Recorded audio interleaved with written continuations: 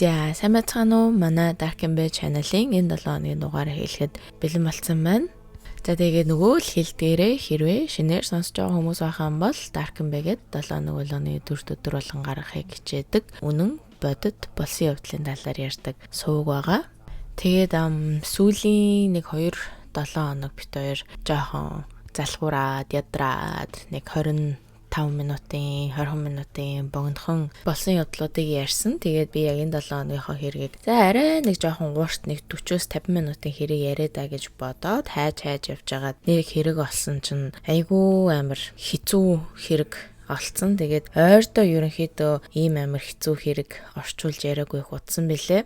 За тэгээд хэрэгээ ярьж эхлэе. За Sherry Brooks нь 1962 оны 11-р сард Америкийн Ohio мужийн Findlay хотод төрсөн. Sherry-гийн хүүхэд насныхын талаар бол нэг мэдээлэл байхгүй ч гэсэн хүүхэд нас нь маш хэцүү зовлонтой өнгөрсөн. Sherry-гийн өөрийнх нь одоо төрсэн аав нь Sherry-г бага байхад нь бэлгийн хүчирхийлэлд бол оруулж исэн. Тэгээд Sherry-гийн аавынх нь нэрийг Chuck гэдэг. Тэгээд Chuck болохоор эхнэрээ зодно, хүчирхийлнэ. Дээрээс нь Sherry болон Sherry-гийн эгч дүүг бас л зодож бас бэлгийн дарамтанд оруулдаг. Тэгээд хөөрхий Sherry охиныг бол бүр хааваас нэлэх нэраа байхаас нь л эхлүүлээд бэлгийн хүчирхийлэлд оруулдаг байсан. За тэрийг нь Sherry-гийн ээж нь мэддэг байсан ч гэсэн аавд нь ерөөсөө юу ч хэлдэггүй, хэлж чаддагчгүй одоо зодуулна гэж яддаг байсан юм уу яасан тэгэл ер нь бол хүүхдээ орхичдог. За Chuck охиндоо айгүй нэг муухай хоч өгсөн. За тэр нь юу гэсэн хоч байсан бэ гэхээр Sugar Babe гэдэг хочиг өгсөн. Одоо монголоор орчуулах юм бол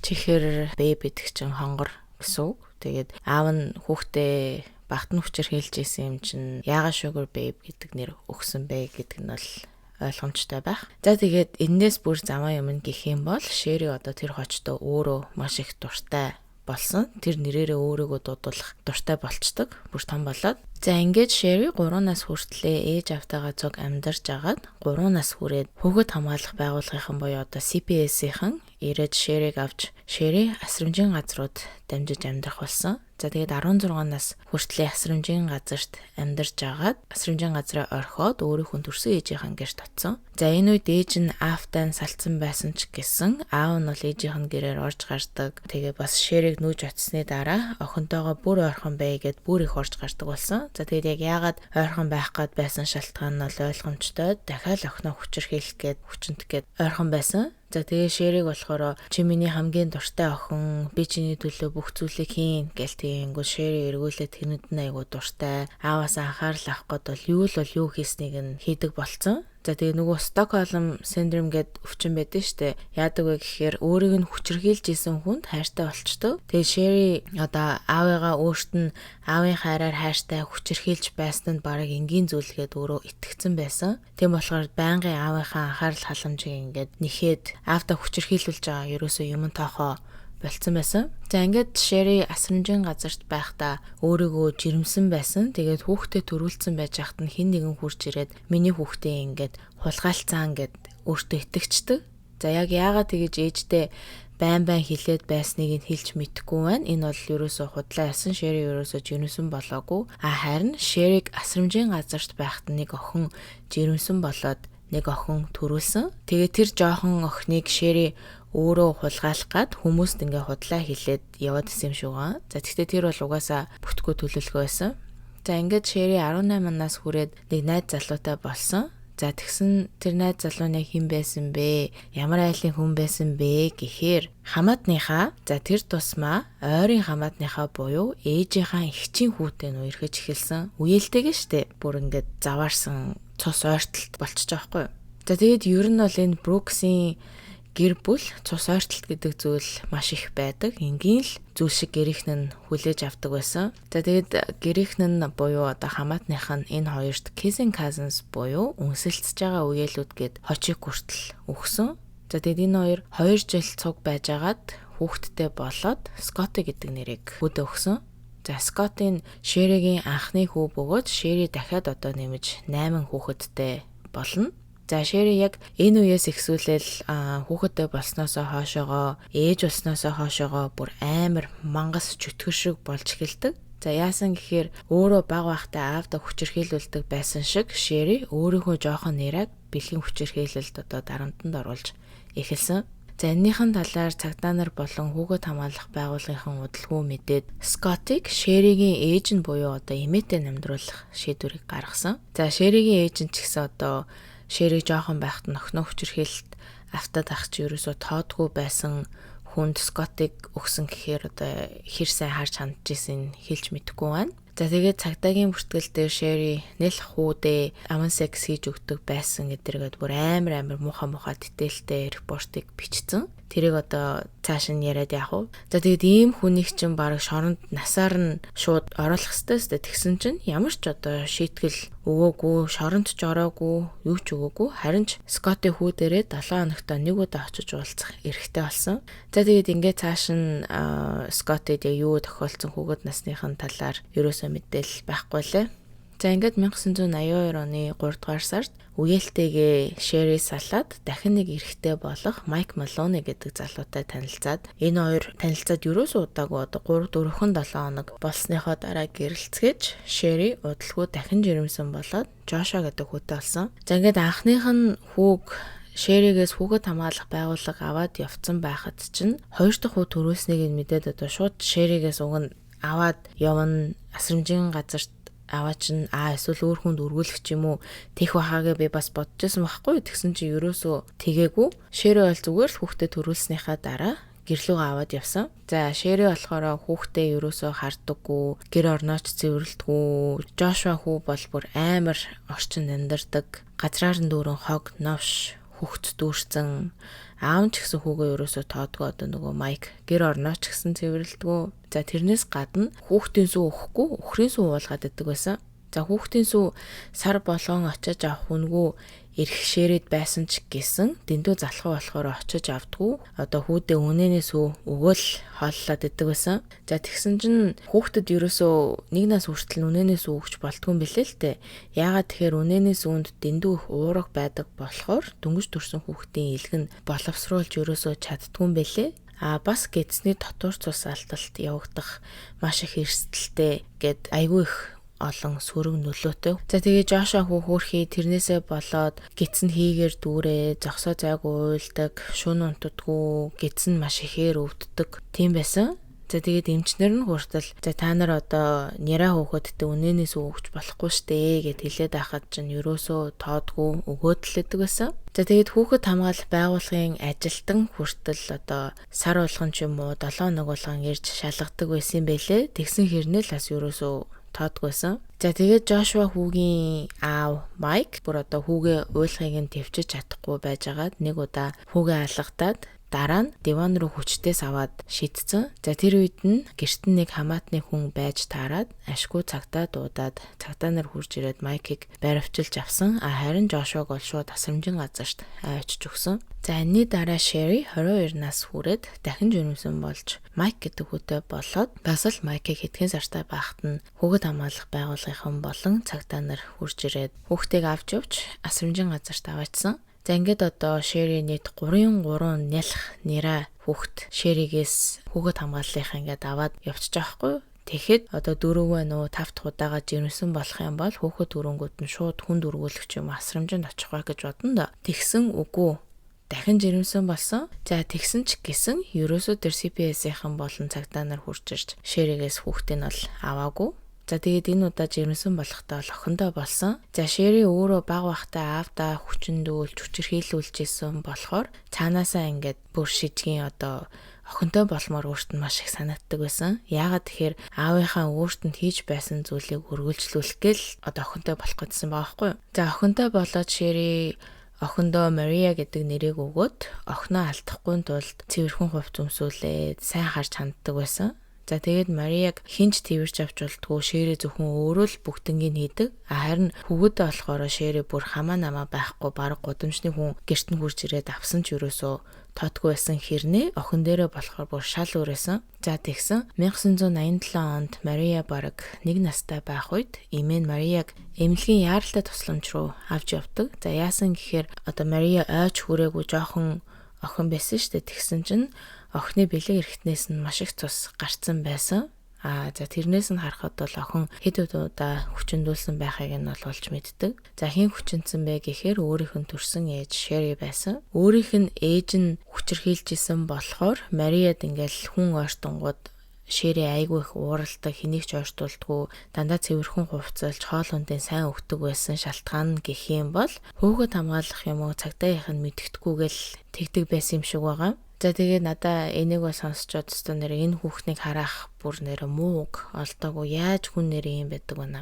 За энэний дараа Марияг асрамжийн газарт аваачиж шууд Шери Майк хоёрыг Мариагийн эцэг их байх эрхийг нь бол хассан. За Шери хэлэхдээ миний охиныг надаас салгаж аваад явхад надаа их хэцүү байсан гэж хэлсэн ч гэсэн тэр нь бол шал худлаа. Угаасаа л худлаа өөрөө янз бүрийн балиар заваа юм хийж чадахгүйгээс л болоод сэтгэл санаагаар унжижсэн. За энэний дараа Шери хөршийнхөө нэг нэлэх охиныг хулгайлах гэж үзсэн. Яасан гэхээр хөршин 6 сартай Vera гэдэг охинтой байсан. За тийм болохоор Шери тэдний гар байн горж гардаг. Тэгэл хөрштөө би чиний охины чи өнгөө хараад өгөө эдэргээл хэлдэг. За тэгээ дээрэс нь бүр яг Верагийн ээжийг аашлаад байдаг болохоор нь Верагийн ээжд нэг л сонин санагдаад Шериг дахиж гэртээ ерөөсөө оруулаагүй. За ингээд хүүхэд тулгаалах төлөвлөгөөнд бүтлгүүцсэн Шери дахин жирэмсэн болохоор шийдээд дахин охинтой болоод одоо өөрийнхөө нэрийг буюу Шери гэдэг нэр өгсөн. За энэ ч одоо Шеригээс одоо баруун 4-5 хүүхдийг хүүхэд хамгааллын байгууллага аваа явчлаа шүү дээ. Ерөөсөө Шериг ээждахгүй байна гэд. Тэгж яах чинь за яг энэ удаа л одоо баг CPS-ийн шууд Шеригийн хүүхдэд төрүүлэнгүүд л шууд аваа явчих байхаа гэж бодож исэн чинь бас ерөөсөө тэгээгүй. Шери өөрийнхөө хүүхдээ хадгалж үлдсэн. За тэгээд удалгүй нэрээ охин бол 6 сартай байхад нь дахин цагдаагийнхан болон CPS-ийн хурж ирээд охиныг асрамжийн газарт аваачсан. За тэгээд яг энэний талаар юу болсныг мэдэхгүй ч гэсэн угаасаа юу болсноо ойлгомжтой байх. За энэ үедээ Шери дөнгөж 24 хүн настай байхдаа ийм амар зүйлүүдийг хийж өөрийнхөө 5 хүүхдийг асрамжид одоо явуулсан. За ингээд 4 жил өнгөрч Шери 29 нас хүрээд нөхөр Майкасаа ч салаад дахиж хүүхэд төрүүлэхгүй 4 жил байж байгаад Кевин Брукс гэдэг эрэгтэйтэй танилцаад нэг байшин руу нүүж ороод удалгүй дахин жирэмсэн болоод хүүдээ Панки гэдэг нэрийг өгсөн. За Шери болохоор энэ хүүгээ Панкигаа одоо бусад хөвгүүчигээ өсгөөгүй харин зүгээр л одоо ээж хүний хийх ёстой энгийн наад захын хүүхдээ хооллох, цэвэрлэх, хувцлах, бүүгэлж унтуулах гэх мэтийн зүйлийг хийж өсгсөн. Тэгээд энэ үед аав Кевин нь юу гэж исэн болоо хүүхдээ хэрсэн харж исэн талаар ерөөсөө мэдээлэл байхгүй юм лээ. За ингээд Панки Шери дээр өсөж том болсон анхных нь хүүхэд босод бүх хүүхдүүд нь асрамжинд очиж таарсан шүү дээ. Панки болохоор хамгийн анхных нь хүүхэд болсон. За Панкигийн дараа Шери дахин 3 хүүхэд нэмж төрүүлээд бүгдээрээ Шеригийн халамжинд бас өссөн. За Шери бол гинэт сайн ээж болоод бурууга ухаарад байсан юм бол байхгүй. Хүүнрээ зодож хүчирхийлсээр л байсан. Панкигаас бусдыг нь харин зүгээр зодож хүчирхийлснээ маш сайн нууж сурсан гэж хэлж болно. За Панкигийн дараах хүүг Zachary гэдэг 1992 онд төрсөн. За дараа нь Garth гэдэг хүн 1993 онд төрөөд Шеригийн хамгийн бага буюу хамгийн сүүлийн хүүхэд нь 1997 онд төрж Chucky гэдэг нэрийг өгсөн. За ингээд 4 хүүтэй болсон ч гэсэн Шери охинтой болох хүсэл нь байсаар л байсан. За яг яаж охинтой болох уу гэж маш удаан бодсны эцэс нэг төлөвлөгөө гаргасан. За тэр нь юу байсан бэ гэхээр хүүнрээ найз охтуудтай болгоод найз охтуудыг нь жирэмсэн болгож охинтой болох арга бодож олдог. За тийм болохоор хөвгүүдээ бүр том өсвөр настай болтол нь хүлээсэн. За Шери хүүхдүүдээ өсөж байх хоорондоо амьдардаг хоттой бол нэлээд муу нэртэй болцсон. Энэ тентхийн хөшөөдтэйгээ хэрэлтэн, орой үдш пари хийж чанга хөгжим тавина, гэр орон нь маш заваа. Тэгээд тэрний дээр хүүнэртэйгээ нээлж хар тамхины 8 хүртэл хийдэг болцсон байсан. За тэгээд хүмүүст болон хөшөөдтэй намайг Sugar Babe гэд дуудаарэ. Манай аавын очийг надад өгсөн юм гэж хэлдэг байсан. За тэгээд Шерийн 4 хүүхдээ хөшөөдтэй аль болох гай болж амьдарчээ гэд бүр заагаа сургацсан. За том хүү Панкийн гадуур димитинж явж байхдаа зүгээр л хүн зодол явж идэг. Таарлцсан хүн болгоныг бараг алах нь холгүй зоддог.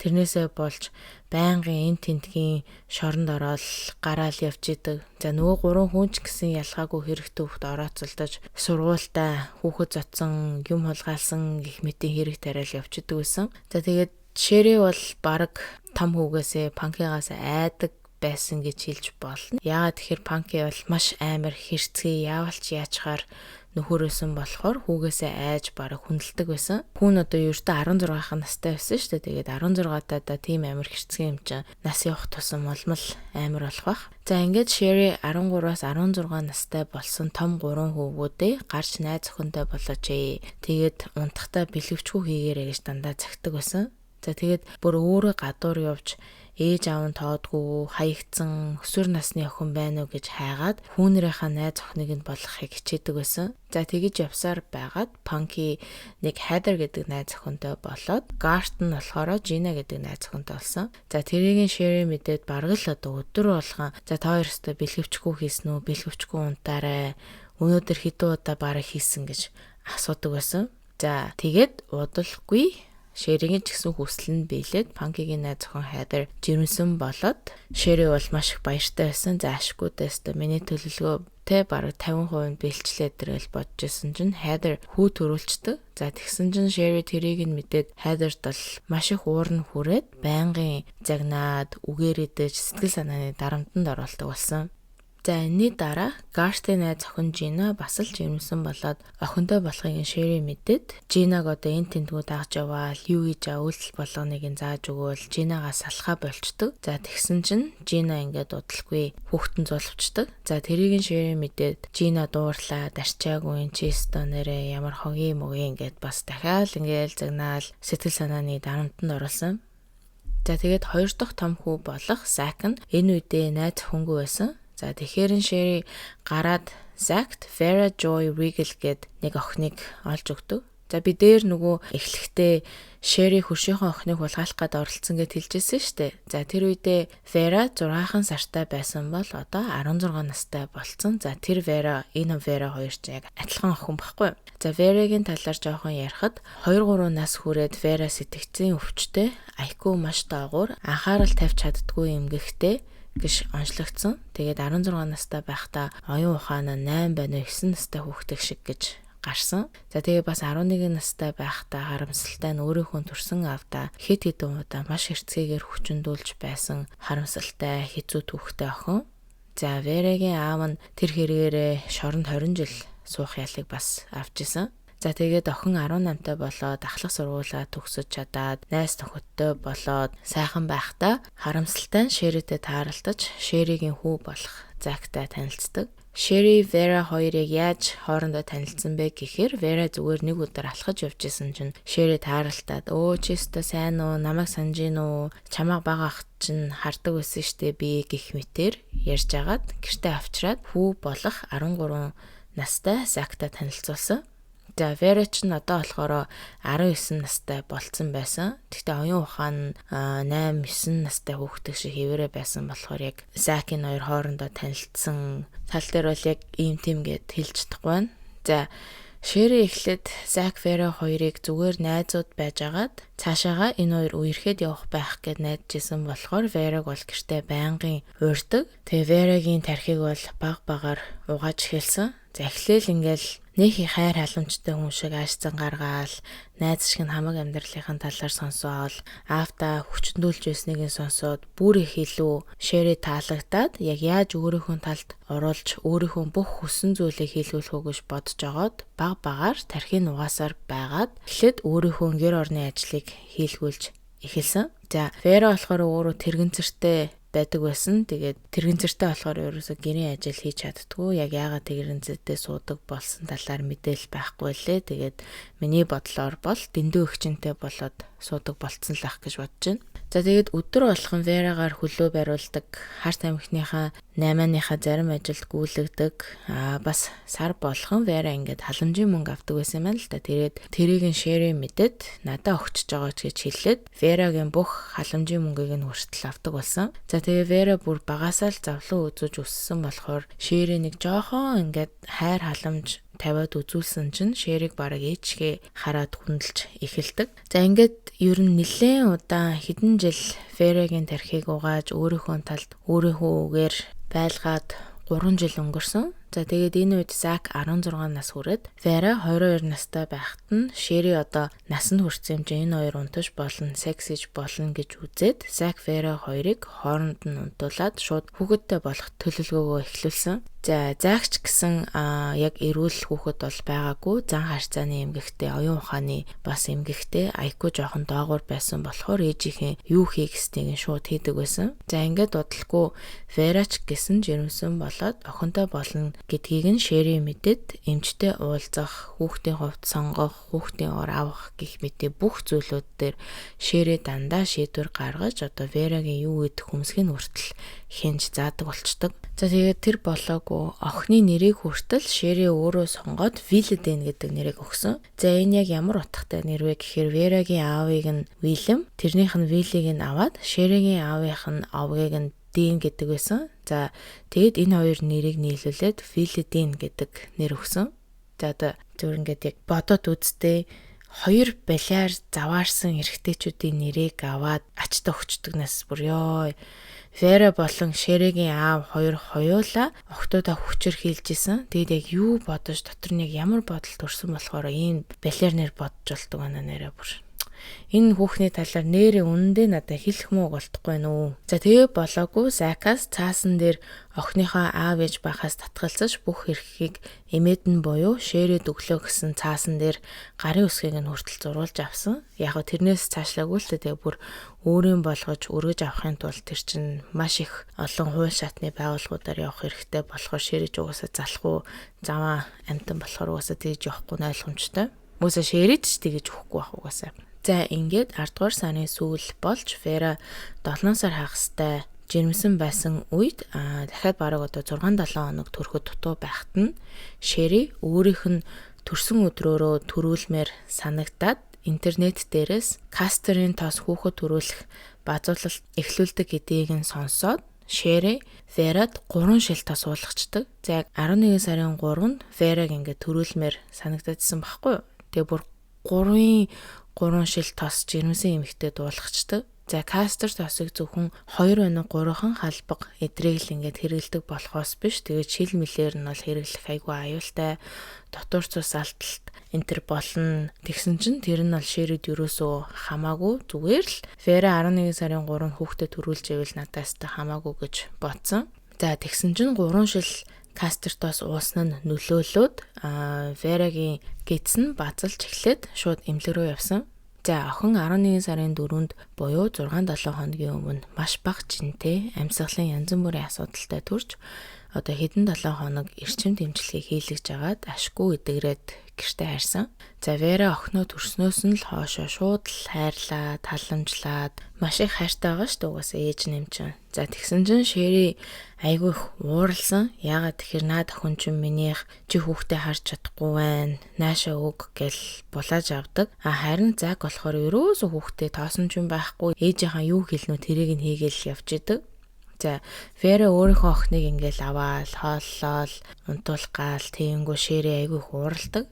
Бүр нэг даварцсан өөрөө ямар ээж байгаа штэ одоо. Шэрид бол ер нь л хүүхдийн ерөөсөө өгдөггүй байсан. Шэри тэгээд бодож жогоод ерөөсөө энэ Верагийн хандын дарахгүй болохгүй маань. Виллэд энийг охиноо өстой ингээд аваад ах юм бол энэ охин ч минийх болохгүй маань гэж бодсон юм уу яасан. Вераг сэтгэл санаагаар хүчирхийлж эхлээд дараа нь өөрийнхөө хүүдээ одоо Верагийн найз залууд нь хилүүлж агаад Вераг нүүр нүдгүй зодуулдаг болсон. За тэгээд удалгүй нэг удаа Зак Верагаас салаад чиний найз залуу ерөөсөө байхаа боллоо. Чамтай зүг баймаргүй байна гэсэн чинь Верад тэр нь маш их хэцүү байсан чинь Шэри тэрийг нь мэдээд бүр инээгээл хогчно гээл бүр нэг бахан хасан байдалтай байж идэг байсан. Тэгээ Вераг бүр өөрийнх нь ээжтэй нэгчтэй нь уцаар ярихыг нь хориод гадагшаа хэний зөвшөөрөлгүй гарч болохгүй мөн чамтай хүн ярьсан тохиолдолд ярин тэрнээс биш эхэлж дуурч болохгүй гэд бүр гэртээ хүртэл Вераг хорж эхэлсэн.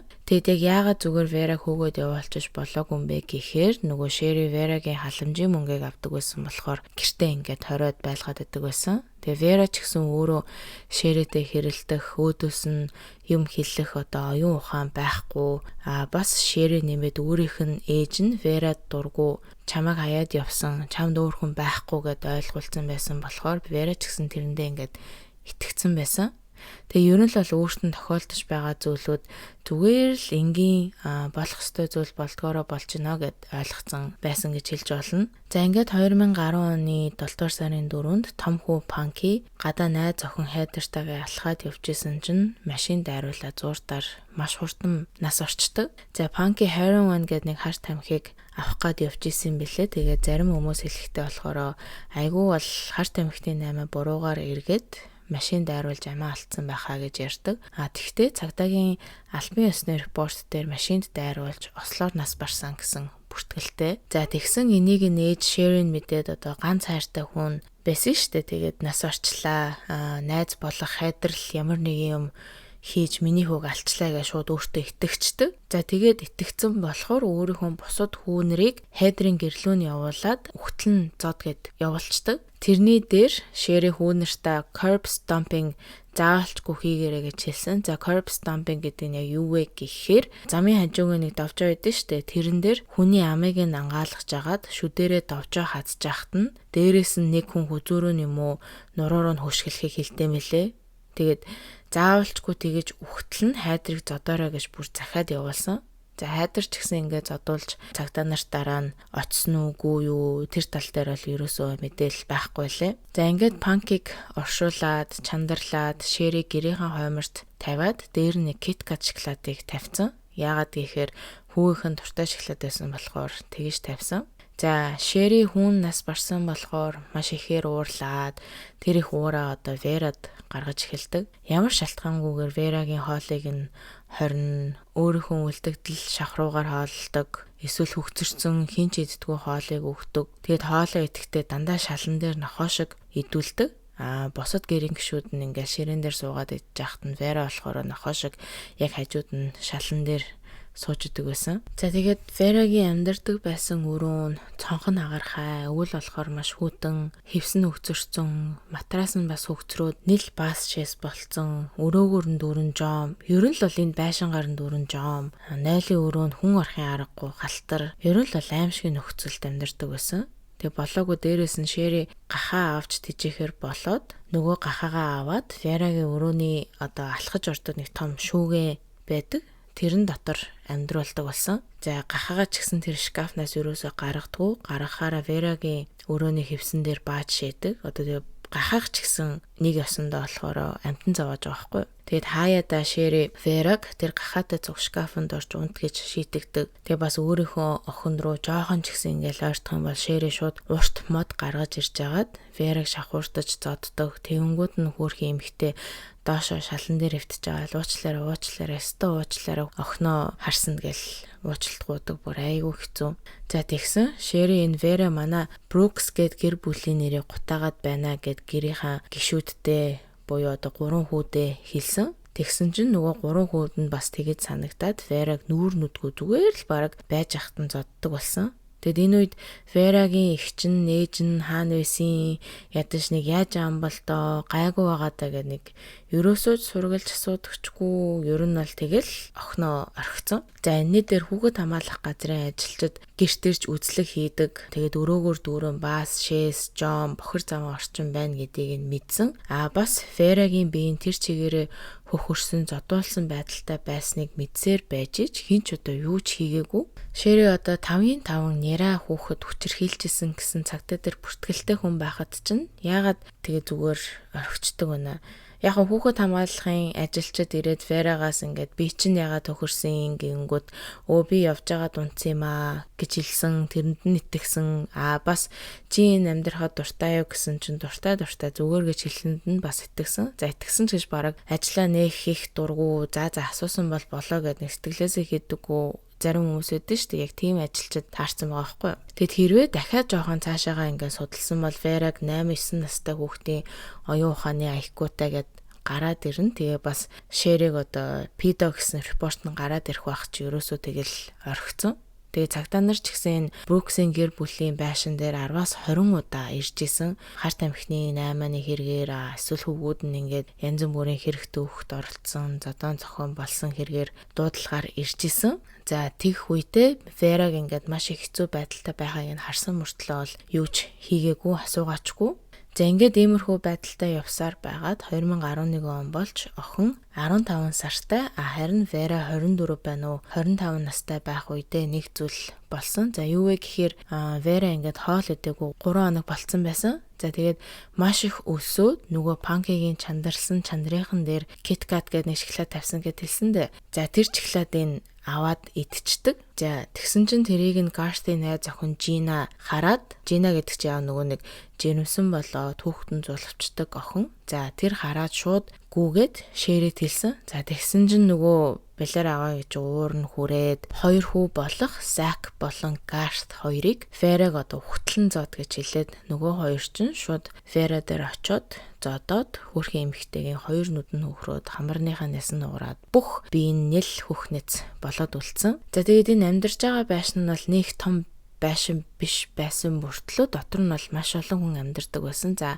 Шэригийн нөхөр Кевин, Ферагийн охин Виллидин, Шэригийн 3 хүү болох Zach, Garth, мөн Chucky, Garth-ийн найз охин Gina, бас Шэригийн хамгийн анхны хүү болох Scotty нүгэд ирсэн. Бас Шэригийн 3 дахь том хүү болох Mike Jr, Mike-ийн найз охин Shannon бас нүүж ирсэн амьдарч байсан. За тэгээд энэ Mike Scotty хоёрыг 6-7 сартай байхад нь насрамжийн газар лууг нь аваад явцсан штэ. Ээж нь бэлгийн хүчирхээлд оруулсан гэд. За тэгсэн чинь одоо ээж дээрээ эргээд хүрээд ирсэн. Яг юу бодож эргэж хурж ирсэн юм мэдэхгүй.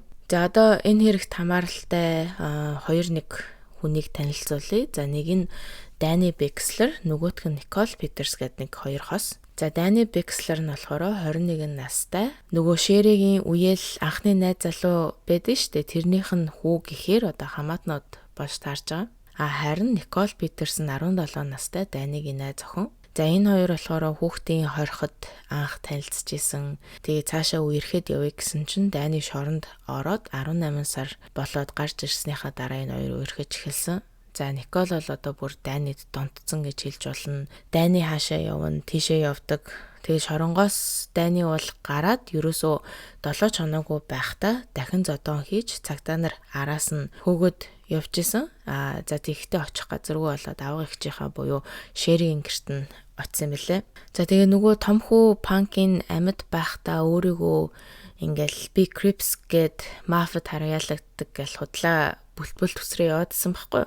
Тэгсэн чинь Danny ч гэсэн өөрийгөө би бас тийштэйс та Crips-ийн нэг гишүүн штэ гэл яриа яваад идэг. Тэрийг нь Шэри мэдээд нэг зүйл бодож олсон. За тэр нь юу байсан бэ гэхээр Danny Punk-ийн хоёр чинь яг нэг мафт идэг байсан болохоор Danny айгуул бол Punk-ийн өшөөг авах гэж оролдоно. Тийм болохоор Punk-д ерөөсөө Vera Punk-ийн өхөлт буруутай гэд хэлчихье гэж бодоод шууд энэ Vera Stone-ээр Punk-ийн өхөлт буруутай гэж хэлж эхэлсэн. За Шэри Danny-д яг юу гэж хэлсэн бэ гэхээр Vera Punk-ийн хоёр нэг өдөр замын хажуугаар алхаад явж исэн. Тэгсэн чинь хажуугаар ирж исэн машины өөдөөс Vera Punk-ийг түлхсэн. Тэгсэн чинь Punk-ийн машины даавар ороод ингээд маш хурдан насарсан гэд хэлцдэг. За тэгсэн чинь тэрэнд нь итгэсэн Danny Vera-г зодхоор шийдээд суран бусан дээр том төмөр төгчөө хийж агаад Vera-г дүүр нүдгүй шавхууртаад эмхтэн толгоон, тархи, нуруу тэр чигээрээ хөхөрч цус болсон. За тэгсэн тэр бүгднийг Шэри бас Danny-гийн найз охин болох Nicole зүгээр л хараа сууж байгаа штэ. За тэгээд Nicole-ийн хувьд гэх юм бол энэ бүгднийг хараад айгаад ч гэдэг ямар навшин айлд ирчвэ гэж бодно доо. Тэгсэн чинь харин ч тэхгүй бүр сэрлэн хөдлөөд байл яг уу. Danny Vera-г зодож дууссаны дараа Nicole Danny-г аваад шууд хажуугийн өрөөндөө ороод секс хийж эхэлсэн. Тэд ингээ боддоо бүр найз залуу хөөрхийн өрөвдөлтэй нэг эмэгтэйг бүр нүүр нүдгүүд болтлон зоджох чинь тэнд тэр эмэгтэй сэрлэн нүдлөөд ямар гоё юм бэ гэж бодоод бэж идэг одоо яатсан тарихтай хүмүүс байдаг байна. За тэгээд би бүр одоо энэ хэрэг орчуулж байхдаа одоо нэг аваа гайгүй болох бэлгүй дээ гэсэн чинь ингээ бүр ингээ дорцоор байсан. За тэгээд үргэлжлүүлээд ярихад Danny Vera-г бүр хэрцгийгээр зодох нь ихсэн. Vera-г зодсны дараа Nicole Danny хоёр дандаа хажуугийн өрөөрөө орж секс хийдэг. Тэр болоогүй сүүлдээ бүр Nicole өөрөө Vera-г зоддог болсон. Нүүрлөө нь маш олон удаа шанаадаж алгацснаас болоод Vera-гийн нүүрний бүх яс нь хугарсан. Бас Nicole Vera руу чи Danny-тай унтах гэж оролцсон уу гүү наадах чинь миний залуу гэж орлоо. Тэгэнгүүт Дайны тийм би чамайг өстө тоохгүй чамтай тоож секс ихгүй гэл тэгэнгүүтээ нэмэл зоддог. Тэгээ одоо бүр хөөрхөн эмэгтэй бүр энэ хоёрын секс той хүсэл сэрлийн төрүүлдэг зүгээр нэг зүйл шиг болчихж байгаа байхгүй юу. Тэгээ Дайны бүр нэг удаа Вераг төрсийг нь хүртэл тайлж агаад зодж исэн. Тэгэд энэ нь маш удаан үргэлжилж заримдаа бүр өдөрт 3-4 удаа Вера бол зодуулж исэн. За энэ бүх явдал Шэрэд бол ерөөсөө хангалтгүй санагдаад Верагийн зодуулж байгаа нь ерөөсөө Шэрэгийн сэтгэлд нь хүрэхгүй дахиад хүмүүсээр зодуулмаар санагдаад өөрийнхөө 3 хүүд Зак, Гарт, Чакд ахыг чин Вера л алсан штэ гэд хэлчихсэн. За энэ 3 үг нь мэдчихсэн штэ аах нь машин дайруулаад нас орсон. Хинч үхэлт нь буруугүй. Тийм бэжж ээждээ итгэхэд за тэг угаасаа итгэсэн ч гэжтэй бараг худлаа Вераг зодчоод ахыхаа өшөөг авч ийн шудраг зүйл хийж ийн л гэж өөрсдөө тайлгаруулдаг байсан баг.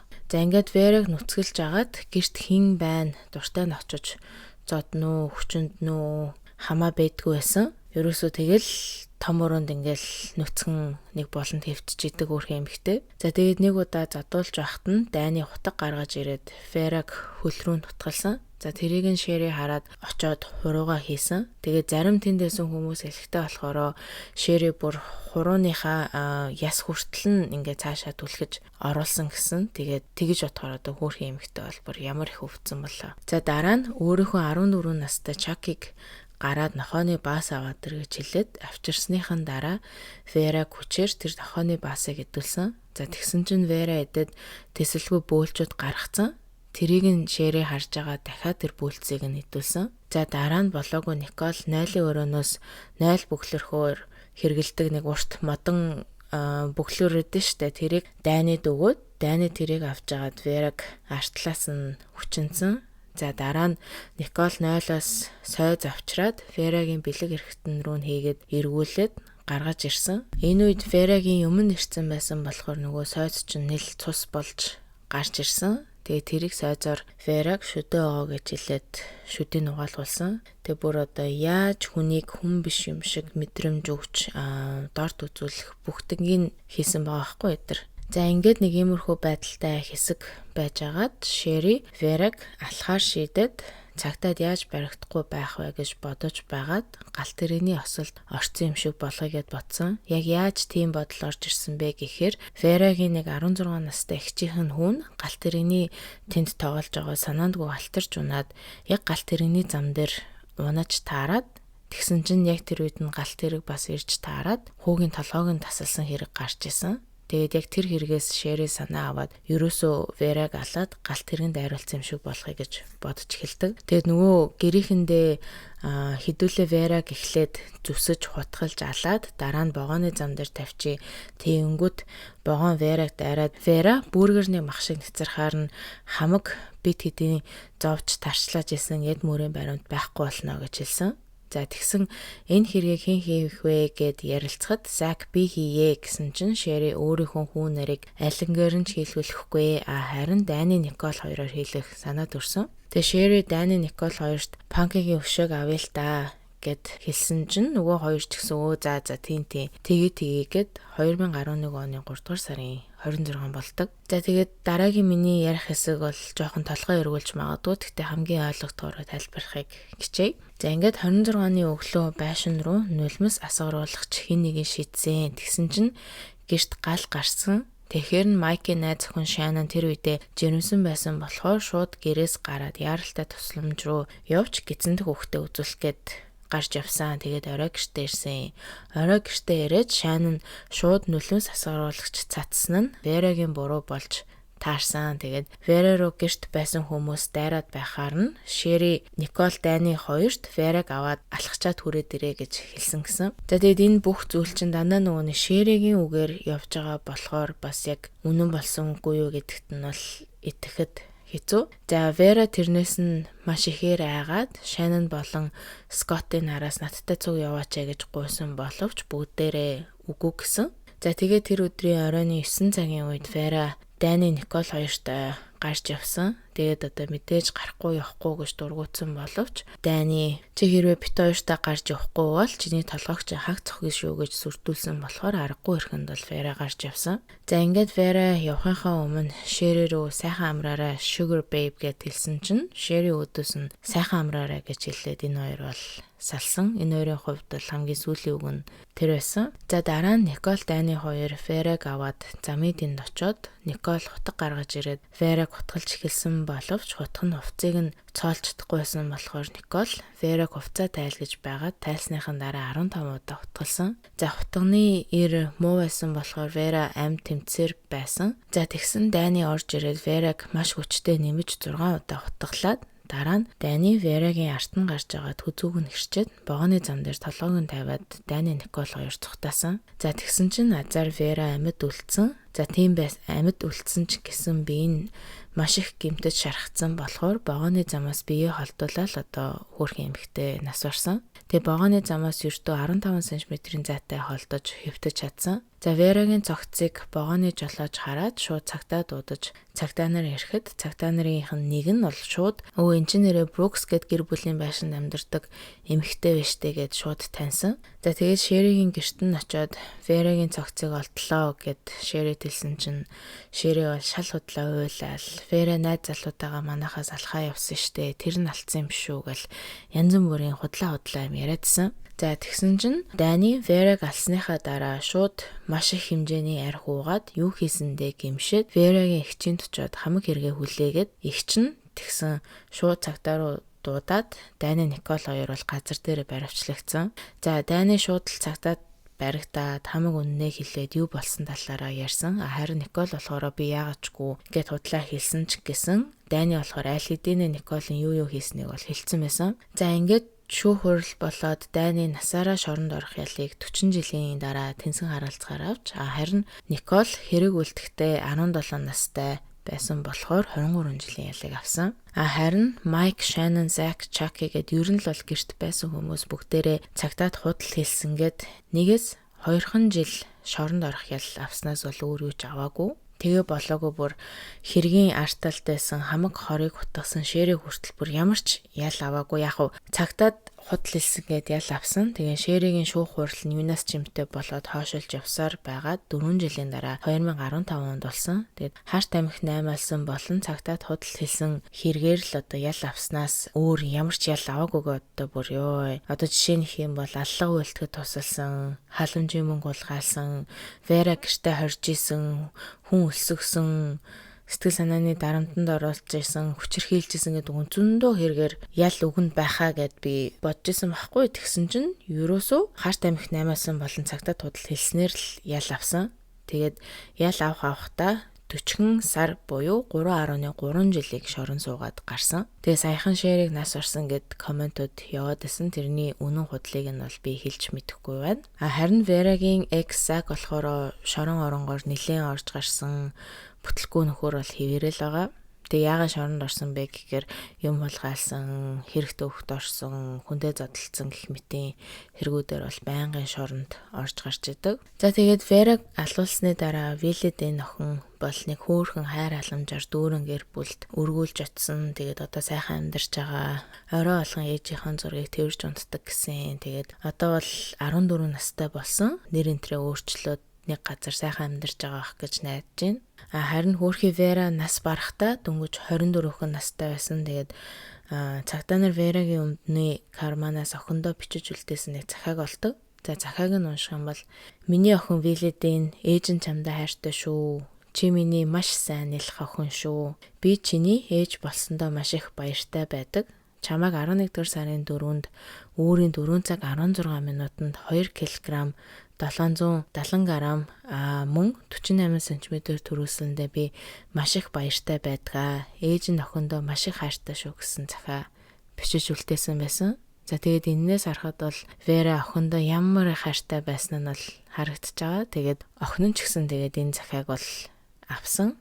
За тэгээд миний энэ хэрэг дээр олж чадсан мэдээлэл нэг иймэрхүү байна. Миний хувьд гэх юм бол одоо бүр өстой хэлэх мүү галгын Шэрэгээ давгаан талаар ер нь энэ Брукс гэд гэр бүлийн талаар хэлэх мүү өгч болтохгүй байна. Яатсан тархитай 9 шидэнд бүрдсэн хүмүүс ихээр юм байдیں۔ Өстө нэрээ. Тэгээ дээрээс нь тэр CPS-ийнхан байна, хүүхэд хамгаалахынхан, цагдаагийн газрынхан байна. Яагаад ингэж бүхэл бүтэн 5-5 ялах нэраа хүүхэд шэри бэлгийн хүчирхээлд оруулсан гэдэг ах чинь нэг ч тэрүүгээрээ шоронд ороогүй байдаг байна бүр. Үнэхээр харамсалтай хэцүү хэрэг орчууллаа. За тэгээд энд хүргээд дуусгая. Та нар манд бас юу гэж бодож байна комментээр бичээрэй. Тэгээд дараа 7 өдрийнхөө дөлөвнөө дугаараар уулзтлаа. Түр баяртай.